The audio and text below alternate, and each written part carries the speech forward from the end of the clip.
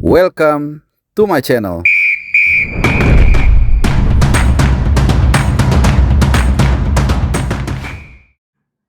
Ya, sudah 12 jam berlalu dari kekalahan yang menyakitkan Indonesia dari Vietnam. Kita kalah 3-0 ya di partai ketiga di Piala AFF ya dari grup A, dan kita akan bahas agak sedikit telat memang gue ngangkatnya karena kemarin dari stadion ya intinya tidak memungkinkan lah dari segi teknis dan waktu, udah malam juga.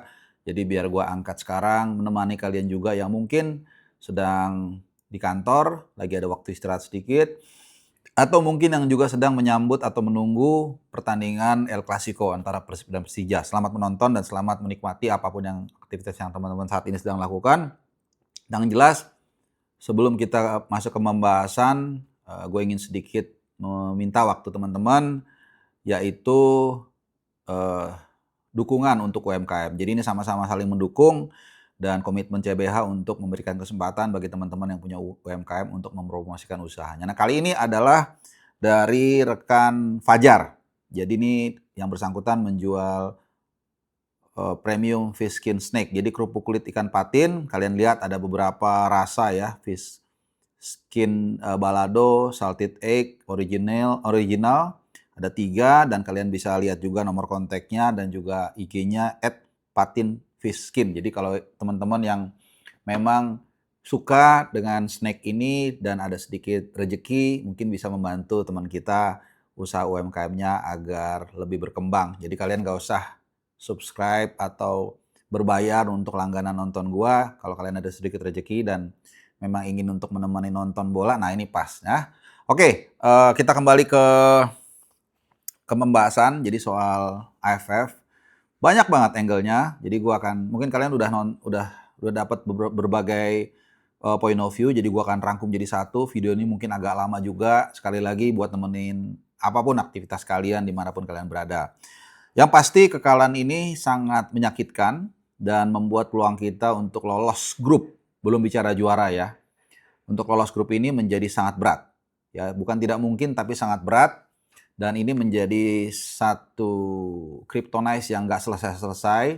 Dari mulai tahun 96, nama piala ini Piala Tiger, sampai sekarang selalu saja Amsyong. Nah, kalau orang Chinese bilang seperti itu ya. Jadi ketika misalnya tahun lalu kita sebenarnya moral kita lagi tinggi, fans kita juga lagi vibes-nya lagi luar biasa, tapi waktu itu kita memang lagi fokus untuk mengintip peluang lolos ke Piala Dunia. Waktu itu 2024 kita menyambut menghadapi Australia saat itu. Jadi kita udah kasarnya udah nggak mikir lagi AFF lah. Sehingga akhirnya kemudian dari federasi lah ya, kemudian mengkondisikan untuk menurunkan pemain under 22, dan kita memang gagal. Saat itu kita kalah dari Vietnam 1-0 di Vietnam, dan kemudian kalah lagi dari Filipina di Manahan Solo waktu itu. Nah, sekarang berkali-kali gue mengatakan sangat penting untuk bisa memenangkan Piala AFF ini.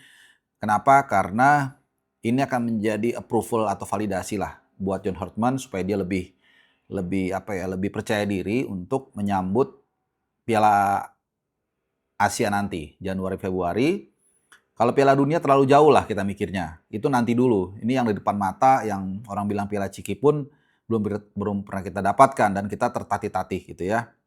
Dan kedua juga piala ini akan menghentikan debatable soal gelar ini gitu. Jadi penting gak penting ya. Namanya piala pasti penting lah. Gak ada orang yang gak pengen menang. Dalam hati kecil kita pasti kita pengen menang. Nah, kemudian juga untuk pemain jadi lebih pede tentunya kalau bisa memenangkan laga ini. Dan kita sekarang ada di ujung tanduk. Dengan kekalahan ini berarti poin kita hanya 6. Menang 2 kali dari Kamboja dan juga dari Timor Leste. 5-1 dari Kamboja, 3-0 dari Timor Leste. Kalian bisa lihat klasemennya, mungkin nanti gue insert. Sehingga kita di pertandingan nanti tanggal 7 di Jalan Besar, ini akan menjadi pertarungan yang sangat besar antara kita lolos atau nggak lolos. Seri tetap akan tidak menyelamatkan kita, apalagi kalah. Jadi satu-satunya jalan keluar bagi tim nasional Indonesia kalau mau tetap terbang di ajang kali ini adalah mengalahkan Singapura di Jalan Besar. Tidak mudah, apakah mungkin? Mungkin saja. Apa syaratnya? kita harus mengerjakan setumpuk PR dari penampilan kita di Pakansari kemarin. Banyak banget PR-nya, dan secara personal gue minta untuk teman-teman jangan menyalahkan pemain-pemain itu berdasarkan klubnya. Kalau kita mengkritisi boleh, tapi jangan kaitkan dengan klubnya. Dulu juga waktu Beckham Putra diserang, kalau kalian ingat, gue juga bela. Kali ini gue juga bela.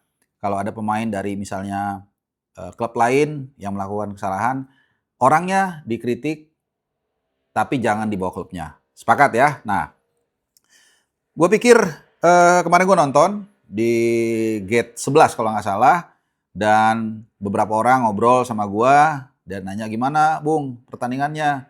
Lalu gue bilang, nggak usah saya, kamu juga udah bisa ngeliat lah seperti apa sajian tadi gitu loh.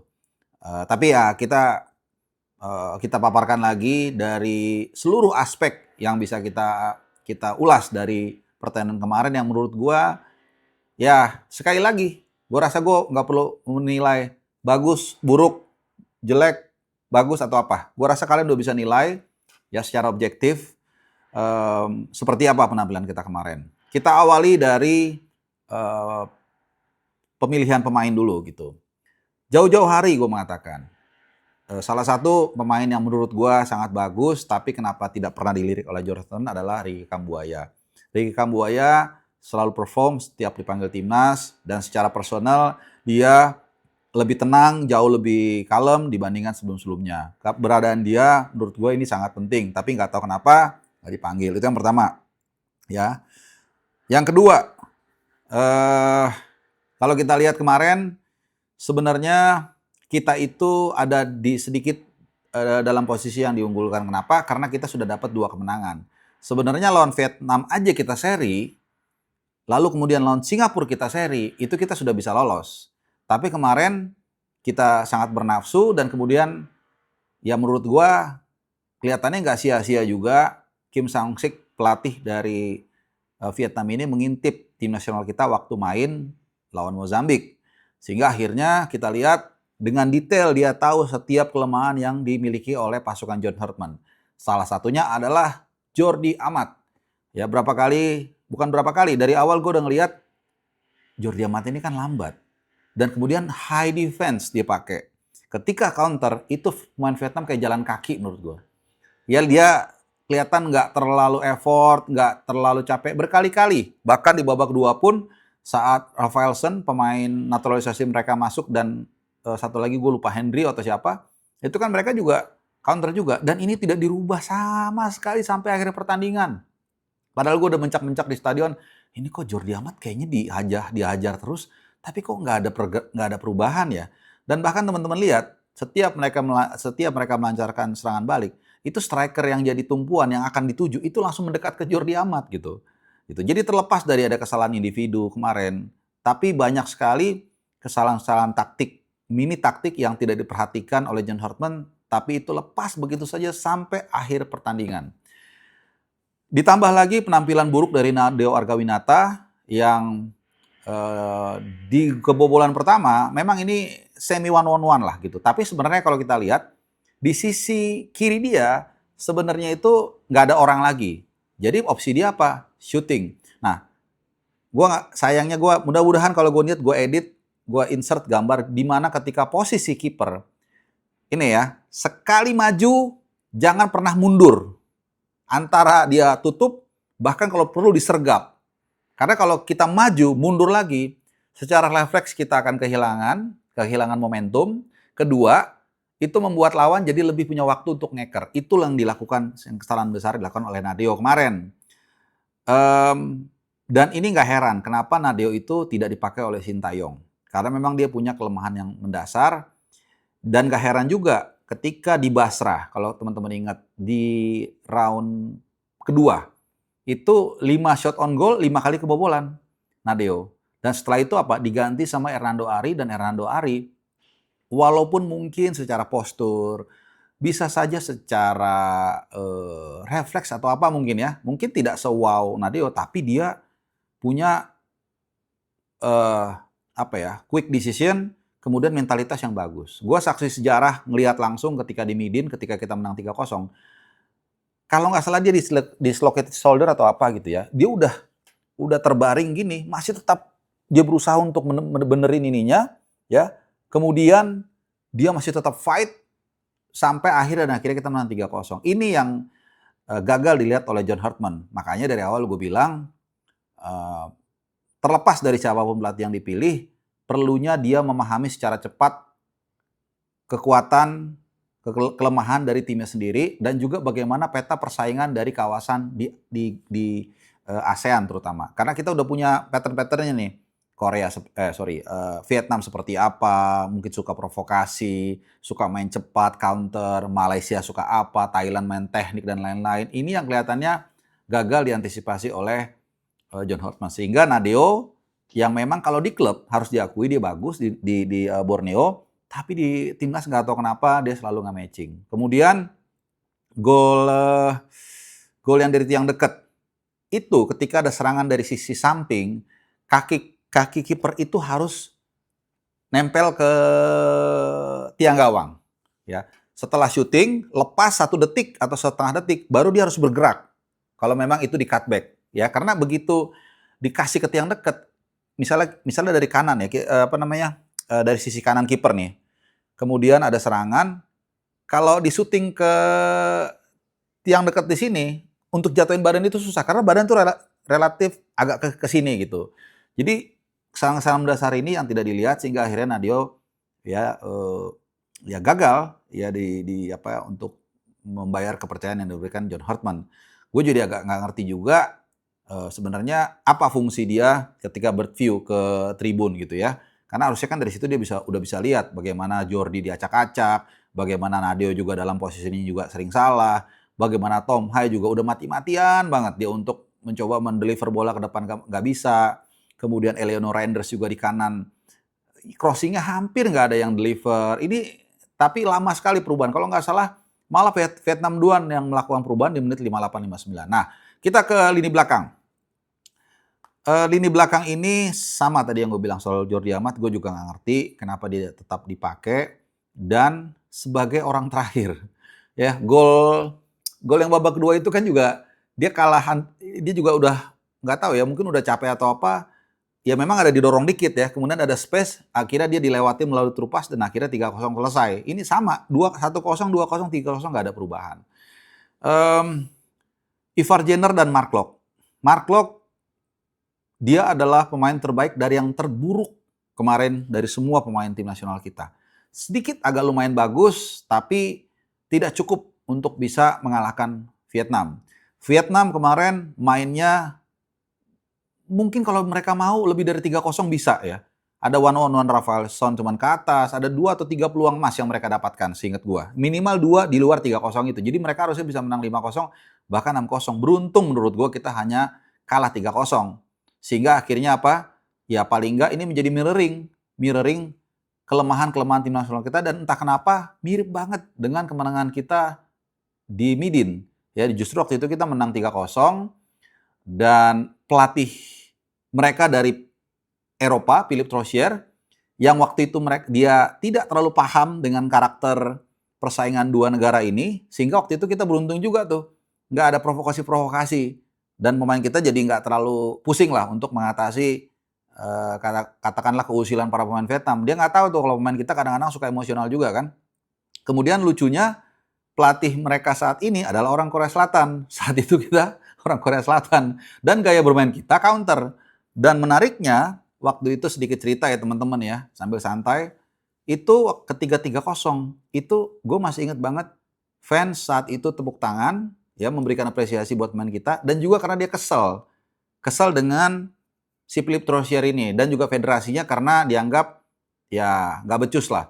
Dan waktu itu malah gue masih ingat, mudah-mudahan masih ada videonya atau klipnya. Tapi kalau nggak ada ya gue ceritain aja. Dia sampai ke arah gue gini, ngasih tepuk tangan. Itu, dan gue duduk di tengah-tengah fans Vietnam. Jadi kebalikan banget dengan kemarin di Pakansari. Nah, kita bicara juga bahkan seorang Donitri Pamungkas lagi ya soal teknis. Donitri entah kenapa yang biasanya bagus kemarin nggak keluar sama sekali sehingga akhirnya John Hartman pun menggantikan dia. Michelle Baker menurut gua nggak bisa disalahkan sepenuhnya karena memang Vietnam bertahan dengan sangat luar biasa, sangat rapi, dan yang paling penting ini dia, sangat kolektif. Mereka mungkin tidak punya nama besar seperti Rizky Ridho, mungkin Jordi Amat, tapi mereka bermain sebagai satu unit dan ini seperti yang dipertunjukkan juga ketika Korea Selatan menyulitkan Arab Saudi di Piala Asia U23 di sebelumnya, di edisi sebelumnya. Dan ini udah berkali-kali gue kasih tahu hati-hati dengan Vietnam. Vietnam bermain sangat luar biasa, main 120 menit waktu itu lawan Saudi, nggak kenal lelah, dan mereka rapi, dan uniknya, anomalinya kemarin mereka sama sekali tidak berulah. Sama sekali. Nggak ada ngulur-ngulur waktu, nggak ada provokasi. Jadi maksudnya gini, kita jadi keki sendiri. Kan kadang-kadang kita cari alasan ya. Wah Vietnam nih rese apa segala macam. Akhirnya kita yang harus sadar sendiri. Emang main kita hancur banget. Nah, pergantian pemain juga nggak membuahkan hasil. Jens Raven hanya lari-lari dan sepertinya nggak tahu mau ngapain pertandingan kemarin. Dan ini sebenarnya to be honest sudah kelihatan di pertandingan lawan Kamboja dan juga Timur Leste. Waktu itu cuman gue nggak mau terlalu keras. Kenapa? Karena tetap kita harus apresiasi kemenangan dari kita. Walaupun banyak PR. Kalau nggak salah gue bikin kira-kira isinya gitu. Banyak tantangan yang harus dibenahi karena kita main dengan tim pertama saja di lawan Kamboja. Begitu ganti babak kedua langsung goyang. Lawan Timor Leste juga gitu. Main dengan pemain pelapis nggak bisa ngapa-ngapain. Walaupun Timor Leste sudah kartu merah. Masuk babak kedua pun kita masih lama butuh waktu untuk bisa menjebol gawang mereka pun setelah masuk para pemain utama kita. Dan satu lagi gue lupa ngomong. Ironisnya waktu di Midin, waktu kita menang 3-0, itu pemain diasporanya itu cuma berapa? Cuma 3 atau 4 ya kalau nggak salah aja. Nggak banyak. Sekarang itu ada 8 di line up. Ya mulai dari Jordi Amat, kemudian Sen Patinama, lalu ada Ivar Jenner, ada Mark Locke, ada Tom Hai, ada Eleanor Randers, ada Michelle Baker, sama satu lagi gue lupa. Jadi sebenarnya ini adalah skuad termewah yang kita miliki, tapi sayang sekali kemarin kita kalah 3-0. Tapi tentu saja masih ada sedikit harapan, kita mesti realistis, sedikit harapan, jangan kita anggap Singapura ini, gampang Singapura, nanti kayak Vietnam lagi, kita jumawa, kita sikat katanya kan, tapi ternyata kita malah dibantai 3-0. Nah, lawan Singapura tuh bukannya terus dikasih menang ke kita. Mereka juga pengen menang. Mereka tuh udah juara AFF. Gue lupa 2 kali atau 3 kali. Mereka udah pernah lah juara AFF. Jadi dan mereka akan main di jalan besar, main di kandang mereka sendiri. Mereka juga pengen juara, jangan dipikir kita doang. Dan mereka hanya butuh hasil seri untuk memastikan lolos dari grup ya untuk ke semifinal. Kita harus menang dan kalaupun menang kemungkinan besar kita akan runner up bertemu dengan Thailand. Ya, ini gak gampang teman-teman ya. Udah gue bilang, walaupun mereka sedang regenerasi, ini gak gampang.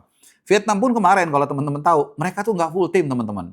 Masih ada beberapa pemain yang disimpan dan baru masuk di babak yang kedua. Tapi mereka bisa menang 3-0 dan punya peluang bahkan untuk mempermalukan kita 5-0, 6-0. Jadi, ya, gue rasa sekali lagi kita harus objektif menilai permainan kemarin itu memang hancur lebur, memalukan, dan ya kita akan tunggu. Hanya ini yang bisa kita lakukan dan berdoa sebagai fans agar kita ada keajaiban menghadapi Singapura, kita bisa menang. Itu pun tugas masih menunggu untuk menghadapi Thailand. Dan kalaupun kita misalnya ada lagi keajaiban bisa lolos, maka kemungkinan besar akan ketemu Vietnam di final atau mungkin Malaysia. Jadi apalagi yang bisa dibahas ya, banyak sebenarnya ya teman-teman ya, tentang fans kemarin gue appreciate, luar biasa, Pakansari full, walaupun ada beberapa kasus yang tiketnya itu nggak bisa di-scan kayaknya karena mungkin mungkin ya, gue nggak tahu, mungkin beli dari calo, terus kemudian di print ulang, jadi mesti hati-hati ya teman-teman kalau beli tiket, ya beli tiket lah yang resmi. Ya asal jangan terlalu diperas ya harga tiketnya, tapi appreciate sekali lagi buat teman-teman yang datang kemarin ke Pakansari dan buat yang ketemu kemarin juga terima kasih sudah kita ngobrol bersama-sama. Ya, kurang lebih itu aja teman-teman. Silahkan tinggalkan komen kalau kalian yang mau komen. Dan untuk yang tebak skor, sayang sekali kemarin nggak ada yang dapat. Tapi tentunya karena gue sudah mengikhlaskan 200 ribunya untuk teman-teman, mungkin untuk membeli beras lumayan. Jadi sekarang ini harus keluar ya. Jadi nggak bisa nggak keluar. Kali ini gue rubah sedikit dan harus keluar. Tinggalkan komen kalian yang paling objektif dan paling objektif deh. Jadi terserah mau apapun itu. Nanti gue akan pilih 4 yang paling bagus, itu akan dapat masing-masing 50 ribu. 4 komen, dan komen itu harus dipin ya, yang dipin biar gue gampang milihnya. Oke, jadi nanti gue akan umumkan siapa dari kalian yang beruntung. Mudah-mudahan nanti kalau kalian menang dan uangnya bisa bermanfaat untuk apapun yang akan kalian belanjakan ya. Terima kasih teman-teman, sehat selalu, adios.